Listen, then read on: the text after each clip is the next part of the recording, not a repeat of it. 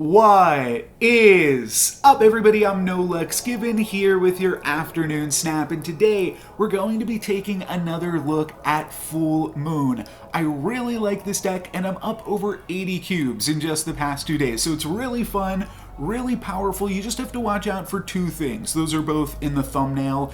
This deck drops a ton of power on those final turns with She-Hulk and Death, so you have to watch out for Shang Chi and Leader. So we're going to take a look at a selection of games where I'm able to play around Shang-Chi and Leader in various capacities. And this first game has Nidavellir as location number 1, which is a pretty good location for Shang-Chi. We'll drop the Hood in there. I like to play the Hood on turn 1, so that way turn 2, I can drop 2 1-cost cards, and we can curve out very nicely into Mirror Island.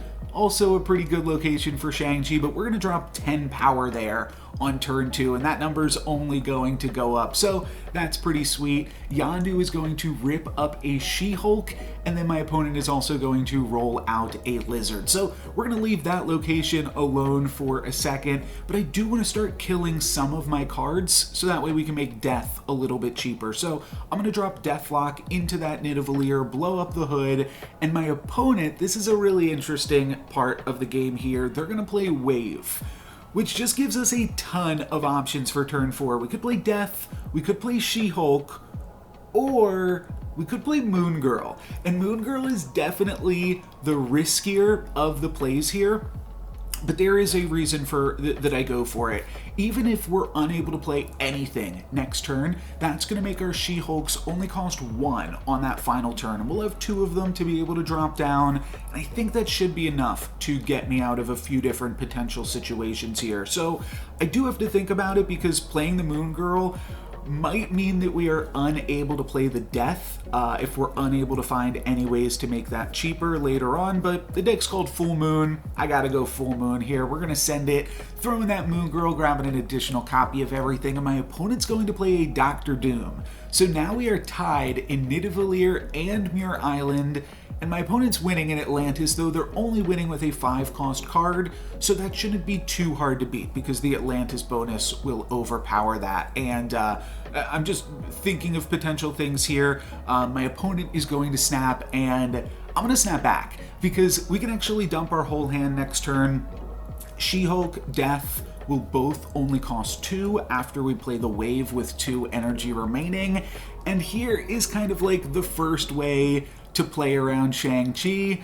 Just win every lane, and that's what we're going to do next turn. My opponent's only going to play 1 card. We already ripped up their She-Hulk, so there's nothing they can do here. Just play 1 card, and we get to develop on all 3 locations. We've got a Death, and a She-Hulk, and Death will be able to win Atlantis, and yeah, I'll take that other She-Hulk back there and just drop a Death instead, and then ultimately decide to throw Death into the center location. Since I'm already winning in Nidavellir, might as well go for this one here. And my opponent plays the Shang-Chi. That's actually only going to destroy the Demon, and then we'll be able to win those other 2 locations with our big guys on the final turn. We just barely lose the Mirror Island in this game as well, but thought this was a really sweet one that just showcased the power of Full Moon and just said Shang-Chi be damned. Now, interestingly, we would have lost this game to a Leader, so wanted to take a look at 2 more games, both of which were able to play around a Leader and Shang-Chi in those final turns, which is definitely really tricky to do, but makes these really fun games. So on turn 1, we are going to drop a Squirrel Girl into Hala, and then we're just going to try to drop some more cards. We've got Mojo World as location number 2. I'm probably not going to worry about Mojo World. I'm just going to play Nova, and then I'm going to try to Killmonger all of these little squirrels that we are dropping here. My opponent plays Angela into Mojo World, so I think they are probably going to invest more in that location. Let's leave it alone, and they can take the Mojo World. We'll worry about these other 2 here. I'm going to drop Killmonger, which is great because we have already picked up Death, And you might notice that we also have Moon Girl as well. So we've got a really, really nice curve. Yet again, we're able to bring death down to 5. So it will only cost 1 after we wave, if we're able to find a wave on this game. My opponent goes Scorpion plus Sunspot to pump up their Angela a little bit. And yeah, then for turn 4, I'm just going to play Moon Girl. So we could throw that into Mojo World or into Hala.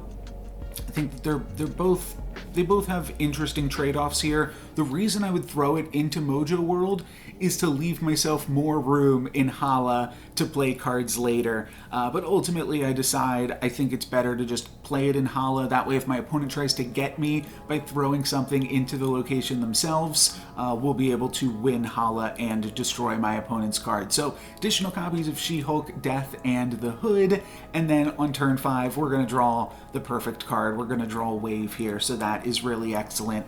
And now that our deaths are a little bit cheaper even, we'll actually be able to go Fuller Moon. We'll be able to play Death, Death, She-Hulk, She-Hulk on the final turn, which is just absolutely incredible. So I'm going to go ahead and snap, and my opponent is going to make, let's see if I have to fast forward this a little bit.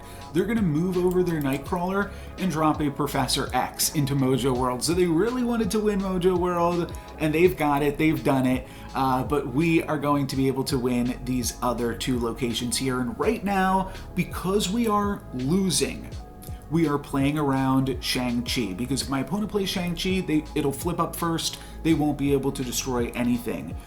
But because we're losing, that makes it really, really tough to beat a leader. So what I have to do, I realize, is I've got to dump all of my cards into Monster Metropolis, and it's very important to drop my She-Hulk into that location first. That way, if my opponent plays a leader, they will grab a She-Hulk and a Death, whereas I will grab 2 deaths and a She-Hulk. And then we're also beating my opponent in Hala, even if they do drop a leader into that location, and that is thanks to that Moon Girl.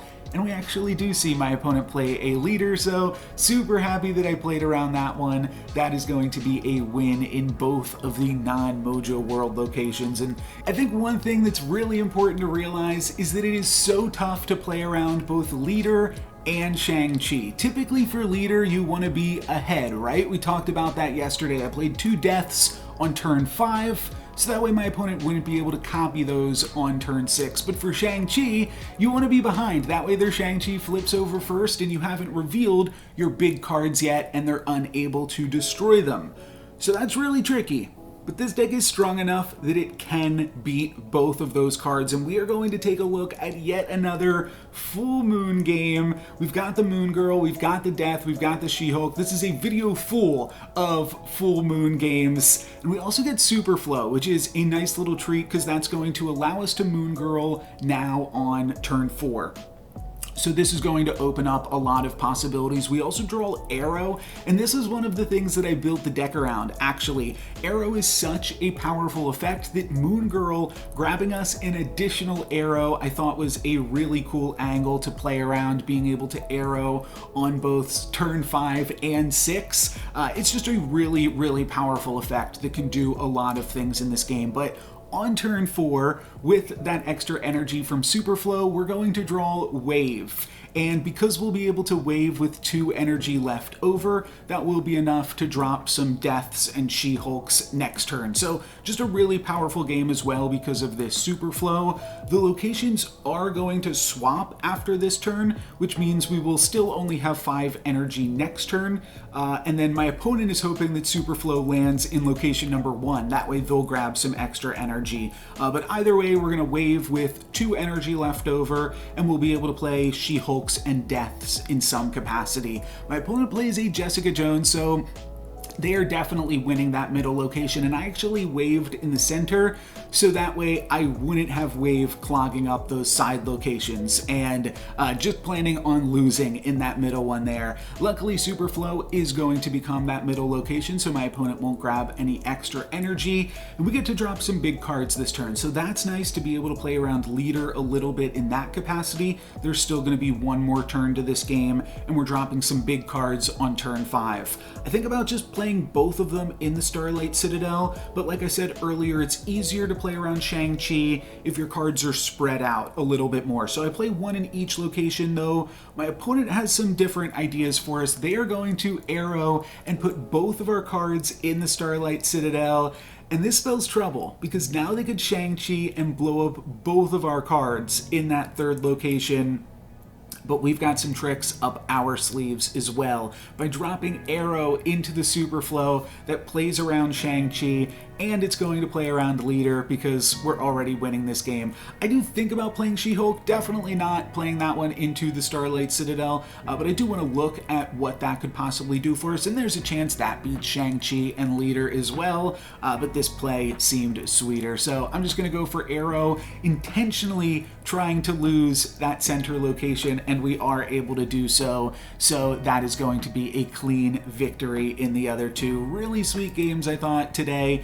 We got to go full moon in basically every game as well, so that was a lot of fun. That is going to be it for me today, guys, so thank you very much for watching. I'm No Lex Given. Peace.